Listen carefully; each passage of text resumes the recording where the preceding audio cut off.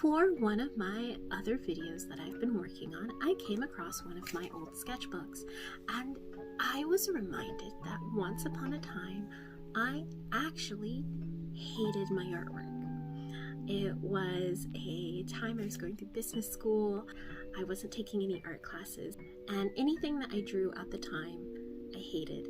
And I also found that I wasn't getting through sketchbooks as fast as I used to with having more limited time outside of school to draw and doodle.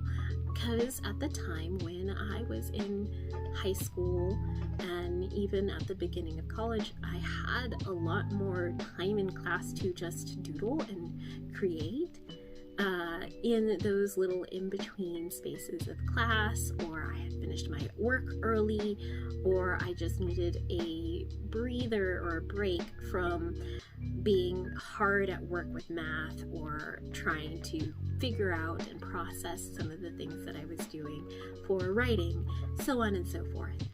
And I didn't realize how much the time in between just allowed me to create and doodle and just get brain ideas out. And so I wasn't finishing sketchbooks as fast, and I wasn't happy with where my artwork was at the time. I had a lot of good skill, but my skill wasn't coming out as fast as I wanted it to, or as well as I wanted it to.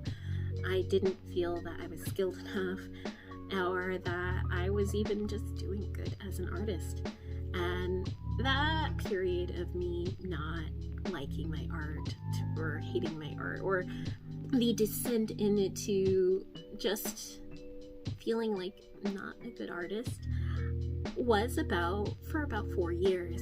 And this is the sketchbook that helped break me out of that. I never stopped wanting to create art, to do it. It was like a need that compelled me to move forward.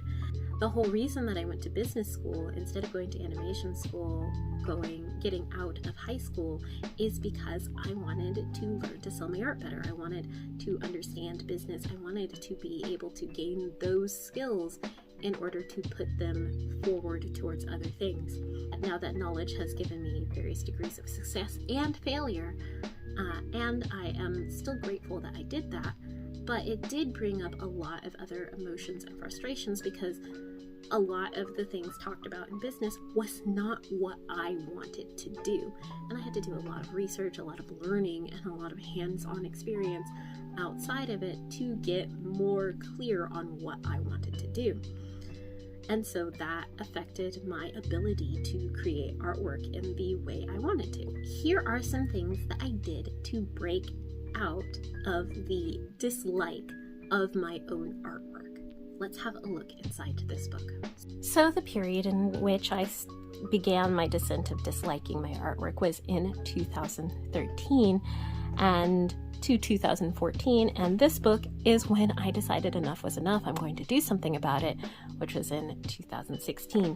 This was a new book that I had just gotten from Barnes & Noble. I had particularly liked this brand. It is a brand called Punctuation. It was a Barnes & Noble brand, and I do not think that they make this kind of sketchbook anymore. I haven't seen it around. I really liked the paper from it. And one of the things I liked is that it does take a decent variety of mediums, but I decided to give myself permission to scribble. And in order to break out of the funk that I was in, the dislike of anything that I created, I got very, very simple with it. I was sort of into bullet journaling, but not to the extent that I've seen people do it online. So I just began to make little marks around my paper to make it feel artsy. So here is where I wrote, I give myself permission to scribble in this book, and it doesn't have to be pretty or perfect, just draw it out. That was really helpful to get me started. So I promised myself every day, or as often as possible, to come into this book and scribble. So I put some of my favorite gel pens. There was these pretty Bic pens that were pastel-y, and I just began to scribble anything down. If I began to make a shape in any way, like here there's a kind of humanoid shape, I would go over it several times. Where I have this fun little bunny dragon shape, I would just draw anything, just scribble it down, and if it came into a monster, it came into a monster. If it was like a road going down a path, it was a road going down a path. Anything. I would do zigzags and loops and lots of circles, and circles are still something I come back to a lot when I'm just wanting to scribble and share. And then I began drawing these little critters that would help me get through my day. Just any little support cards, I guess is a way you could say it, that it's okay.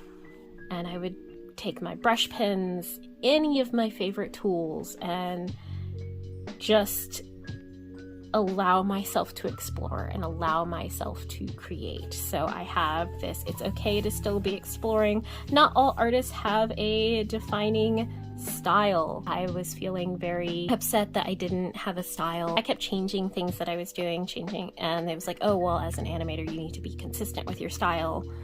There was a lot of that I saw for art stuff.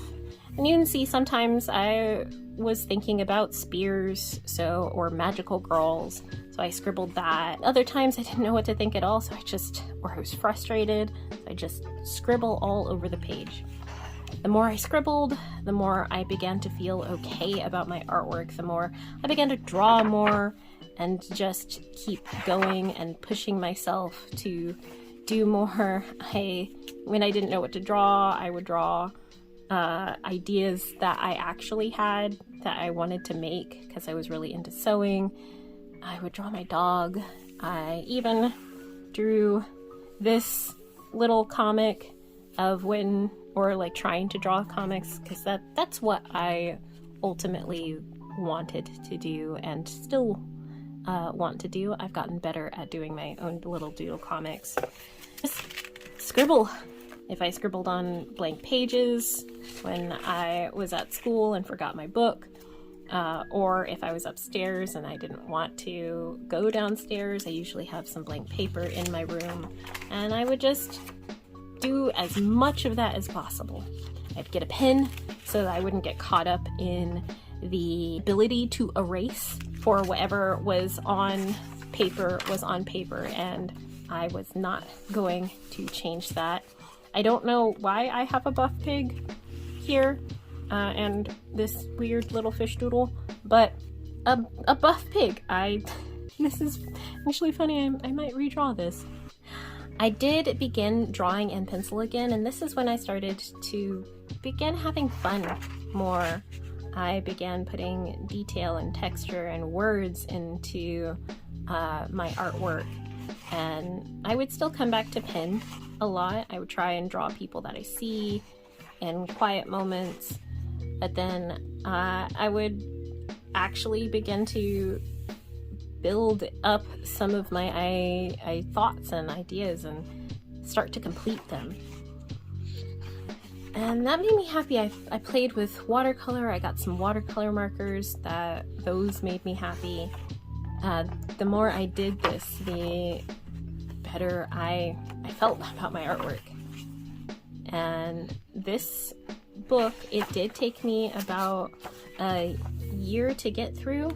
I had some weird ideas come up, and I was pushing to get back into drawing commissions. I started drawing these cute little critters a lot of the time, and started to plan out more stories and drawing little star people and different ideas. I even began putting cards and things that people had given me so I wouldn't lose them.